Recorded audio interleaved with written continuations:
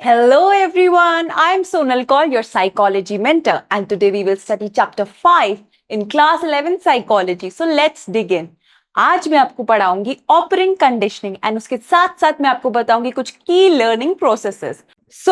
एक चीज मुझे बताओ, how does it feel when you get rewarded at your school, or how does it make you feel when you get punished for doing something that breaks the norm or rule of your school? ठीक है, आपको पता है कि हर behaviour का एक अपना consequence है.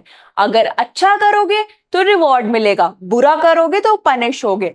तो यही चीज स्किनर ने बोली है ऑपरेंट कंडीशनिंग के लिए कि हमारा बिहेवियर होता है based on our consequences and हम उसी के बेसिस पे उसे लर्न करते हैं. And it was developed by B.F. Skinner. ये इनका पूरा नाम है, आपको याद होना चाहिए, एग्जाम में आता ही आता है कि किसने दी थी कौन सी कंडीशनिंग. अब एक और चीज समझो जो कि है इसके की कॉन्सेप्ट्स, जिसमें सबसे पहले आ जाता है कि कोई भी ऑर्गेनिज्म है, चाहे ह्यूमंस है या एनिमल्स है, वो ऑपरेट करते हैं एनवायरमेंट पे, यानी फंक्शन करते हैं. एंड जब वो फंक्शन करते हैं उनका बिहेवियर शेप होता है रिवॉर्ड्स या पनिशमेंट से. अच्छा बोलोगे बड़ों के साथ, अच्छे से तमीज से बात करोगे, you will be rewarded. If you will misbehave you will be punished and look down upon. And दूसरी इंपॉर्टेंट चीज है कि ये बिहेवियर्स वॉलंटरी होते हैं. ठीक है, they are learned through reinforcement और punishment. reinforcement और punishment हम आगे पढ़ेंगे. अब इन्हीं वॉलंटरी बिहेवियर्स को स्किनर ने बोला ऑपरेंट्स. तो मैं यहाँ पे लिख देती हूँ और आपको ये चीज याद होनी चाहिए. एग्जाम में ऐसे ही एमसीक्यू आते हैं कि वॉलंटरी बिहेवियर को स्किनर ने क्या बोला. अब आप सोच रहे होगे स्किनर ने ऐसे कॉन्सेप्ट्स दिए, तो किस बेसिस पे कॉन्सेप्ट्स दिए. तो उसने एक रैट पे एक्सपेरिमेंट किया, उसने रैट को एक बॉक्स में डाला. तो देखो अब उसने क्या किया. एट अ टाइम एक रैट था, उसे एक बॉक्स में डाला. तो ये वो बॉक्स है या चेम्बर. यहाँ पे ना दो बटन्स है जिनको मैंने मार्क किया. अगर ये घूमते घूमते इन बटन्स को टच करता था तो इधर इसे फूड मिल जाता था. इसका आपको ध्यान रखना है. तो जब इसे फूड मिल जाता था एक चीज हो रही होती थी, तो इसको लीवर में बार बार डाला गया. ठीक है, बहुत सारे ट्रायल्स हुए एंड इन ट्रायल्स के बेसिस पे इसने एक चीज सीख ली कि इसको 15 या 20 ट्रायल्स के बाद जब बॉक्स में डाला गया ना, इसने रोम अराउंड नहीं किया बॉक्स में in search of getting out और searching something that would be beneficial. इसने डायरेक्ट इस लीवर को प्रेस किया, क्योंकि इसे पता था लीवर को प्रेस करने से मैं रिवॉर्डेड हो जाऊंगा, मुझे फूड मिलेगा. तो यही चीज स्किनर ने एस्टैब्लिश की. अब हम इसके कुछ इंपॉर्टेंट चीजें देखेंगे, जैसे कि इसके क्या डिटर्मिनेंट्स है या किस चीज से ये इन्फ्लुएंस होता है. जिसमें सबसे पहले हमारे पास रीइंफोर्समेंट. तो रीइंफोर्समेंट का मतलब समझो मेरे साथ. उसमें आपको सबसे पहले समझना होगा रीइंफोर्सर का मीनिंग. तो रीइंफोर्सर होता है कोई ऐसा stimuli, and by now you know the meaning of stimuli. तो मेरे पे ध्यान दो और सुनो. एक ऐसा स्टिमुलाई जो प्रोबेबिलिटी इंक्रीज करता है of the behaviour which we want. So we can say any stimulus और object that increases the likelihood और the occurrence of the behaviour we want to see. तो अब इसमें हमारे पास है स्ट्रॉन्ग और मोर इमीडिएट रीइंफोर्सर होगा तो जल्दी लर्निंग होगी. तो इसका मतलब समझो, रीइंफोर्समेंट फिर अपने आप में एक प्रोसेस बन गया जहां पे हम रीइंफोर्सर एडमिनिस्टर कर रहे हैं. अगर हम फूड दे रहे हैं, लीवर प्रेस करते ही, तो बिहेवियर तो लर्न हो ही जाएगा. Then we have time gap between response and reinforcement.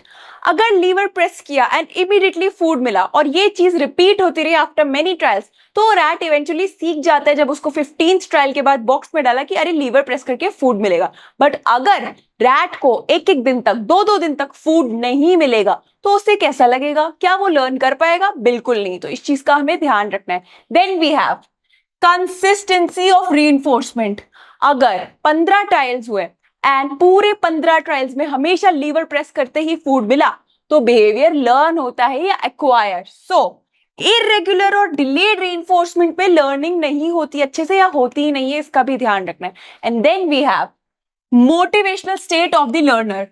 अगर एक रैट है जो कि ऑलरेडी हंग्री है, बिकॉज एनिमल्स का नेचर ऐसा होता है, तो वो तो खाना ही ढूंढेगा. एंड उसे बाय चांस उसने लीवर प्रेस किया और फूड मिला, तो वो ये चीज वापस करते रहेगा. सो उसकी मोटिवेशन भी इंपॉर्टेंट है. So let's see what we have here. The drive level of the organism influences the learning speed. Exactly. अगर hunger की drive है तो उस चीज को जल्दी लर्न करेगा। Then we have types of reinforcement. तो अभी तक आपने रीइंफोर्समेंट का मतलब समझ लिया, अब उसके हम दो टाइप्स देखेंगे, ठीक है। एक होता है पॉजिटिव, दूसरा होता है नेगेटिव। इतना याद रखो, रीइंफोर्समेंट हम इसलिए करते हैं क्योंकि हमें बिहेवियर को इंक्रीज करना होता है। तो देखो, पॉजिटिव रीइंफोर्समेंट पे होते हैं वो स्टिमुलाई, वो ऑब्जेक्ट्स जो कि प्लेजेंट फील करवाते हैं, जैसे कि good food, some kind of comfort, rewards, chocolates, ठीक है, या प्रेज भी। तो देखो, if you add a pleasant stimulus to increase behaviour, it is called positive, ठीक है। तो इस चीज का आपको ध्यान रखना है। देन नेगेटिव में क्या होता होगा, थोड़ा गेस लगाओ। नेगेटिव में क्या होगा, हमने नेगेटिव स्टिमुलाई को रिमूव कर दिया, ठीक है, टू इंक्रीज बिहेवियर। गर्मी से बचने के लिए मुझे पता है कि मुझे वुलन क्लोथ्स पहनने हैं, ठीक है, फायर के नियर नहीं जाना क्योंकि मुझे डैमेज हो सकता है, तो हम नेगेटिव स्टिमुलस को हटा देते हैं, उससे दूर जाते हैं। सो यहाँ पे देखो क्या है, आप सीट बेल्ट लगाते हो, अगर नहीं लगाते तो बिप बिप की आवाज होती है ना, सो आपने रिमूव किया उस अनप्लेजेंट स्टिमुलाई को। अब वहीं पे आ जाती है हमारे पास पनिशमेंट, एंड पनिशमेंट भी दो टाइप्स की है, एक है पॉजिटिव, दूसरी है नेगेटिव। तो पॉजिटिव में देखो क्या होता है, you add an unpleasant stimulus but not to increase, to decrease behaviour. और एग्जाम्पल देखो, एक बच्चे को डांट पड़ी अगर उसने गलत बिहेवियर दिखाया, तो जब हमने उसे स्कोल्ड किया तो उसका जो गंदा बिहेवियर था वो हमने डिक्रीज किया। Then we have negative punishment, हमने प्लेजेंट स्टिमुलस को हटा दिया, ठीक है, टू डिक्रीज बिहेवियर। अब प्लेजेंट स्टिमुलस हो सकता है जो बच्चा बहुत ही गलत तरीके से बिहेव कर रहा है, उसका टॉय ले लिया, ठीक है, और उसे दिया नहीं जब तक उसने अच्छे से बिहेव नहीं किया। अब बहुत बच्चे कंफ्यूज होते हैं रीइंफोर्समेंट में और पनिशमेंट में। तो इतना समझो, जो पनिशमेंट होती है ना वो टेम्पररी रहती है, ठीक है, और वो बिहेवियर को डिक्रीज करने के लिए है, ना कि इंक्रीज करने के लिए। तो ये मेजर डिफरेंस आपको याद होना चाहिए, इसमें कंफ्यूज नहीं होना है। Then we have schedules. अब स्केड्यूल्स का मतलब क्या है कि कैसे टाइम पीरियड्स में हमने रीइंफोर्समेंट दी है, जिसमें सबसे पहले है हमारे पास कंटिन्यूअस रीइंफोर्समेंट। तो कंटिन्यूअस में देखो क्या होता है, कंटिन्यूअस में क्या होता है, उसने लेवर प्रेस किया, हमने फूड दिया, so given after every correct response, कि लेवर प्रेस करना सही है तो फूड मिलेगा। वो दीवार में, उस चेंबर में कहीं भी सर मारेगा, उसे फूड थोड़ी मिलेगा। देन वी हैव पार्शियल और इंटरमिटेंट रीइंफोर्समेंट, की रिवॉर्ड उसे हम पार्शियली दे रहे, कि अगर उसने 10 बार उस लेवर को प्रेस किया, हमने सिर्फ 4 या 5 बार फूड दिया। So it leads to slower learning, you have to remember this. But there is another thing, it is resistant to extinction. Now you must be thinking ये एक्सटिंक्शन क्या है, इससे पहले भी एक्सटिंक्शन का मेंशन था। एक्सटिंक्शन होता है बिहेवियर को भूल जाना, एंड इससे हम आगे पढ़ेंगे अच्छे से, सो आप रिलेट कर पाओगे। Then we have delayed reinforcement. देखो, अगर डिले होगा लीवर प्रेस करने में और फूड मिलने में, तो रिस्पॉन्स अच्छे से याद नहीं होगा। लीवर प्रेस किया, 6 घंटे बाद फूड मिला, instead of getting it under like 10 और 5 minutes. So immediate reinforcement creates a stronger association between action and outcome। इसका आपको ध्यान रखना है।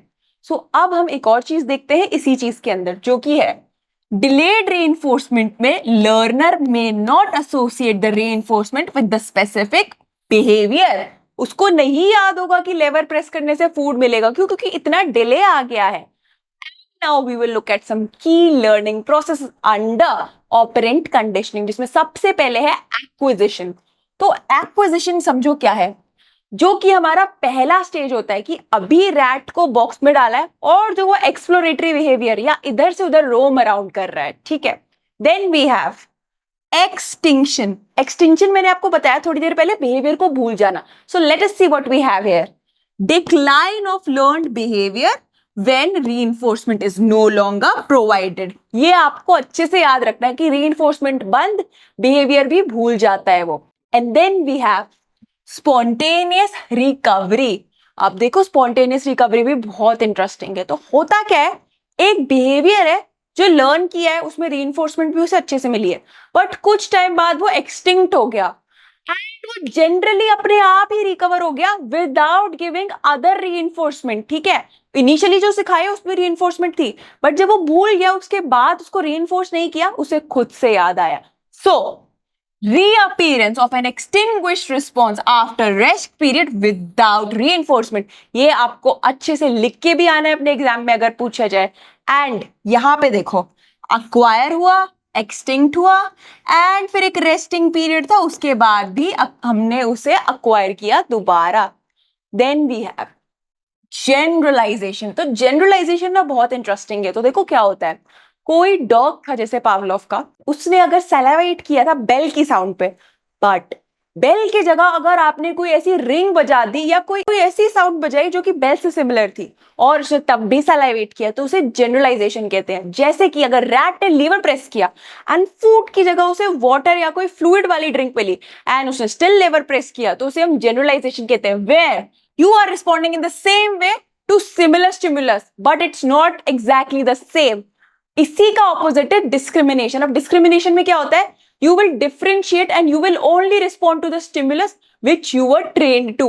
तो यानी अगर उसे लीवर प्रेस किया और उसे फूड मिला है तो वो सिर्फ फूड के लिए ही प्रेस करेगा, वो नहीं वापस फ्लूइड के लिए प्रेस करेगा. वैसे ही पावलोव के डॉग सिर्फ बेल पे सलाइवेट करेगा, किसी और सिमिलर साउंड पे नहीं करेगा.